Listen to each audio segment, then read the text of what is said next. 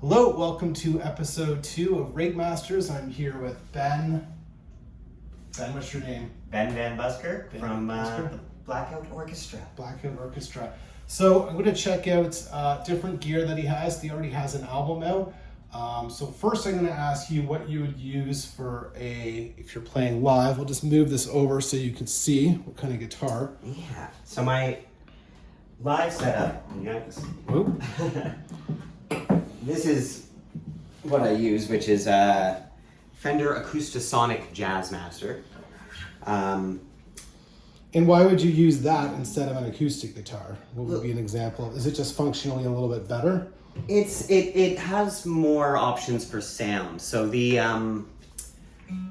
playing live is very different than what I do on record. Mm-hmm. So very specifically, I wanted to keep it as simple as I possibly could. Yep. And yikes.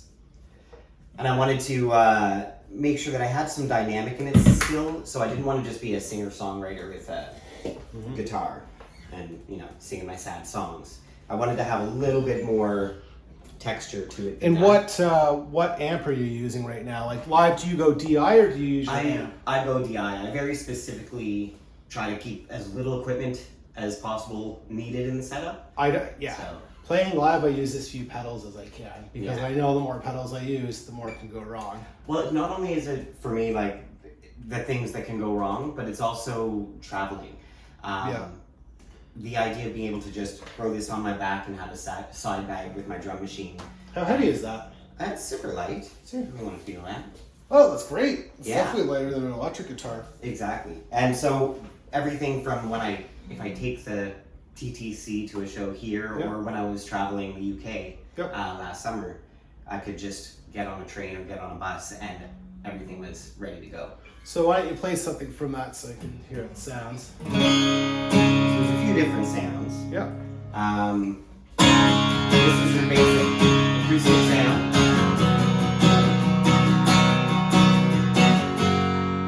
And then when I use the drum machine and have some more sort of rock and roll type stuff. So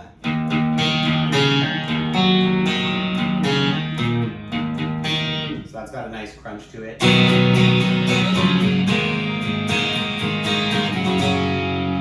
And then if I want to do something a little more finger picky, there's another acoustic sound. So it's more mellow. Yeah. So it's a pretty broad range of acoustic and electric sounds, so All in one, that's cool. I don't have to carry multiple guitars with me to a show. What is the foot pedal you got there? So this is, I try to show. keep everything simple, but like I said, I try to use some texture. So this is the, what's the company's name? I forget the company. No name company name. I want to say Delaney or Delancey.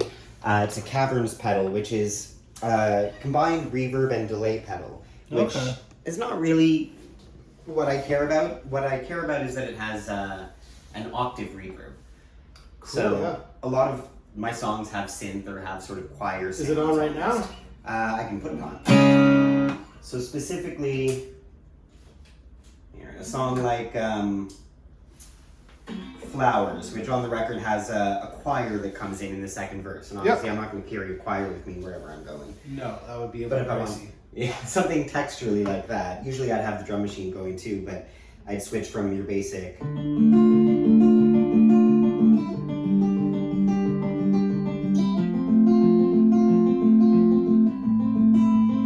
then in the verse, or the second verse, I would go to. Nice.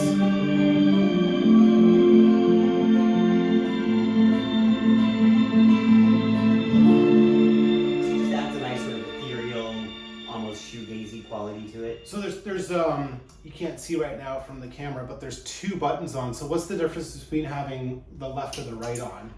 Just so the right here is just the delay in itself. Oh, I see. So one's delay, one's reverb? Yeah. So we got delay here, which I keep just for if I'm doing a chorus or something. I'll throw that on for a little extra texture. And then over here we have the reverb, and I specifically have it set for maximum Intensity? octave reverb. Octave reverb. Yeah. Cool. So that on its own Cool. But I like to put them both together just because it kind of extends the octave reverb. Mm-hmm. So then you get a little bit of just a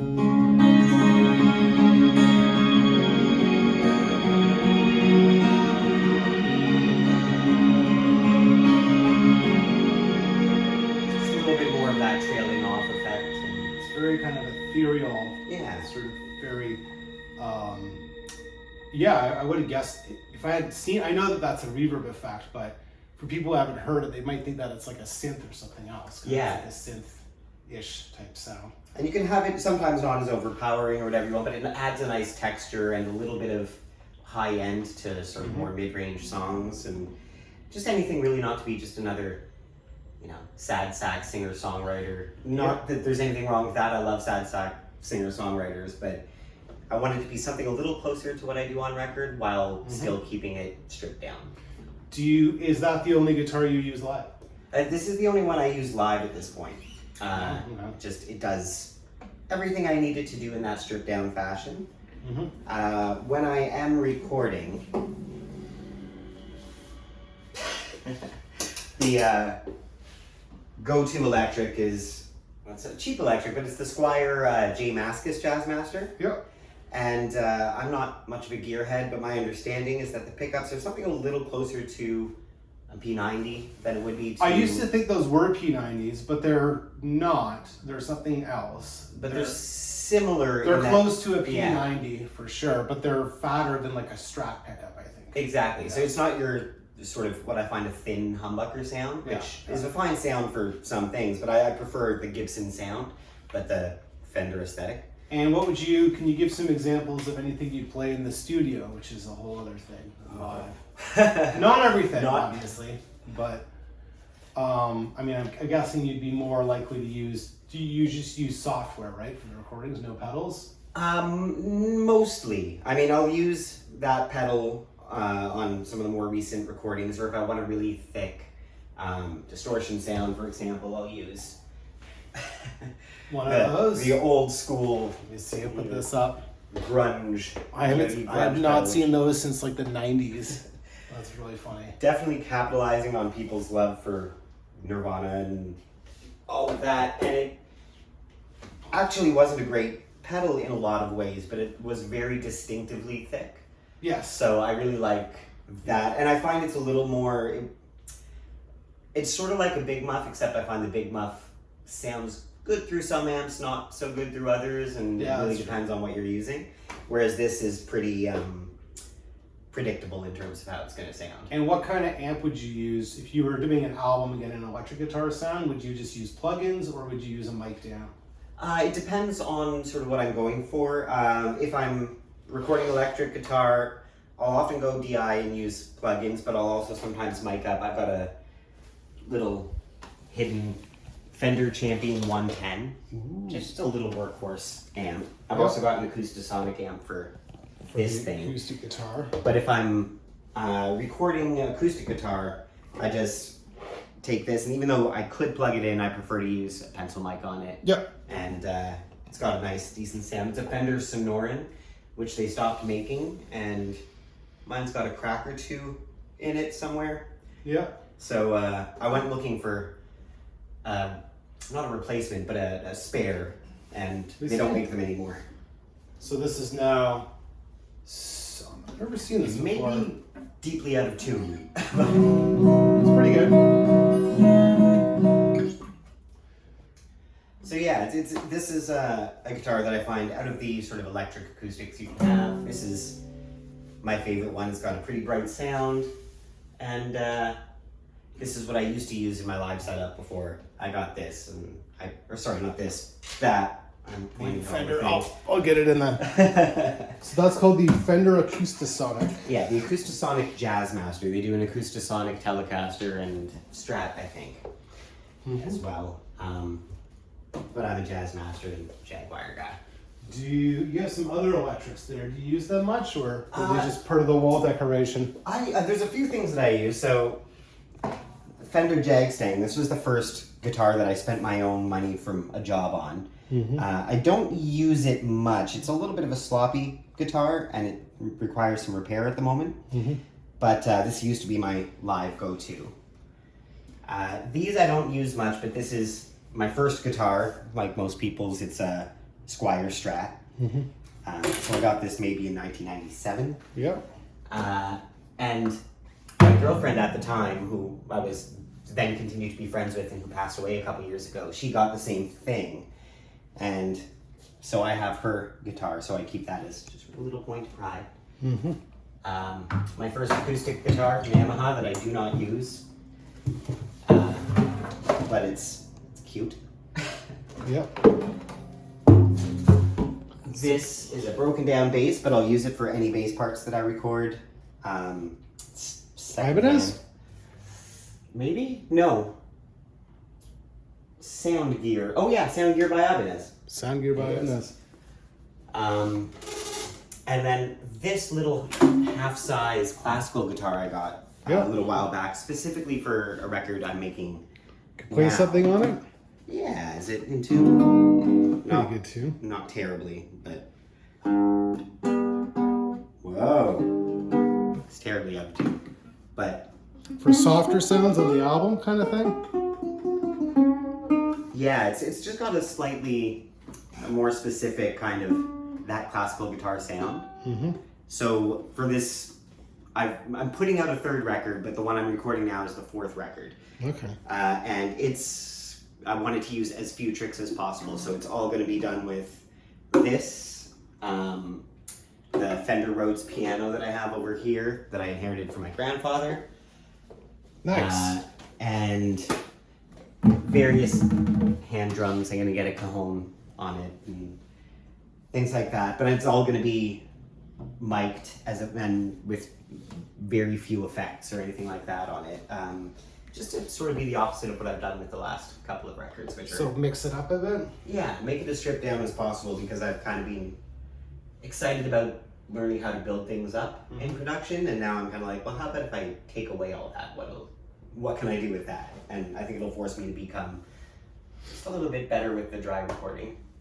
Can you play part of one of your songs? Yeah. Not just an example of an effect, but like part of the song with this. Yeah, absolutely. Why not?